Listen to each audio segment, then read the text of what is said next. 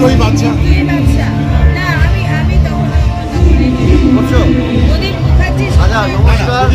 এই মুহূর্তে ইম্পার স্টলে আমি প্রযোজক তথা পরিচালক শুভম দাস, আর পাশে রয়েছে আমাদের নামটা বলে দাও, আমার নাম শান্তনা বসু। শান্তনা বসু, বলে দাও নামটা, রাহুল বর্মন। পাশে বলে দাও। ইরানি মুখার্জি। আর উদীয়মান শিল্পী একজন আছে, নাম বল। আচ্ছা, আমরা এখন জমিয়ে আড্ডা মারছি, কারণ আজকে ফেস্টিভ্যালের শেষের আগের দিন, এই জন্য আমরা একসঙ্গে সবাই মিলে বসে জমিয়ে আড্ডা মারছি। আড্ডা মানে কি, সেই 78 থেকে ইন্ডাস্ট্রিতে কাজ করছি, তারপর সে পুরোনো দিনের ইতিহাস নিয়ে চর্চা চলছে। আমরা সকলে শান্তনা দিকে প্রণাম করছি।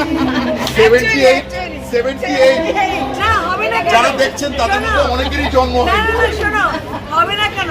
আমি জিতের মা, চিতা ছবিতে, জোর ছবিতে জিতের মা, ঘাতকে কোয়েলের মা, গ্রেপ্তারে, তারপরে তোমার প্রিয়াঙ্কা ত্রিবেদীর মা, গোলমালে ফিরদৌসের মা, এত সবার মা করেছি। তা আমি হচ্ছি 78 কেন, আর আগে বললেও কোনো অসুবিধা নেই। আমরা যার জন্য শান্তনা দিকে বলি মামা, অনেকগুলো মা করেছে তো মা।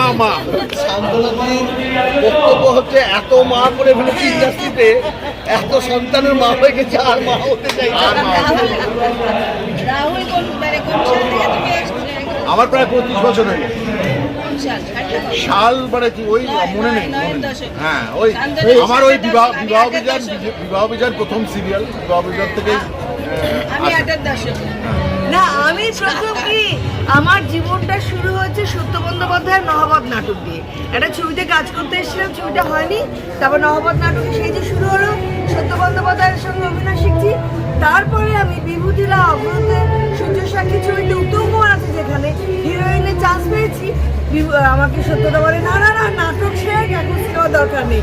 সবাই বলে কি, উত্তম কুমার কবে আছে, কবে নেই, আমি সুযোগ পেয়েছিস, ছাড়বি কি না কেন? সবাই আলোচনা করে আমাকে বললো, নাটক ছাড়, ছবিটা ধর। সেই সূর্য সাক্ষী ছবিতে আমার গর্বের বিষয় যে উত্তম কুমার যেখানে অভিনয় করেছে, আমি সেখানে হিরোইন করেছি। আমি মৃণাল মুখার্জি হিরোইন। মানে বাংলা ছবির ইতিহাস যদি লেখা হয়, শান্তনা বসুর নাম থাকবেই থাকবে। এবং না, শুধু তাই নয়, মানে ওই ইতিহাসের মধ্যে মানে কত মায়ের, কত হিরোর মা হয়েছে, সেই ইতিহাসটাও লেখা থাকে। থ্যাংক ইউ জ্ঞানী, তোমার ছত্রছায়ায় ইম্পাল যেভাবে এগিয়ে চলেছে, সেই অনুপাতে আজকে আমাদের দারুণ আড্ডা জমে উঠেছে। সেই ব্ল্যাক অ্যান্ড হোয়াইট যুগে সন্ধ্যারানী আমার শাশুড়ি করেছে, আমার মা করেছে অসিত বরণ, বাবা করেছে বাবা করেছে, মা করেছে ছায়া দেবী। সেই যুগের ব্ল্যাক অ্যান্ড হোয়াইট যুগের আমরা বসে আছি এখনো। বল তুমি ওতে। সবাইকে অনুরোধ করবো, বাংলা সিনেমা প্রচুর পরিমাণে দেখুন, তাহলে বাংলা সিনেমা আরও এগিয়ে যাবে। আর এখানে যারা আমরা শিল্পী, কলাকুশলী, পরিচালক, প্রযোজকরা রয়েছি, আমরা একসঙ্গে মিলে আড্ডায় জমিয়েছি। এই আড্ডা আগামী দিনে আবার দেখতে পাবো। থ্যাংক ইউ, ততক্ষণ ভালো থাকুন, সুস্থ থাকুন। ধন্যবাদ।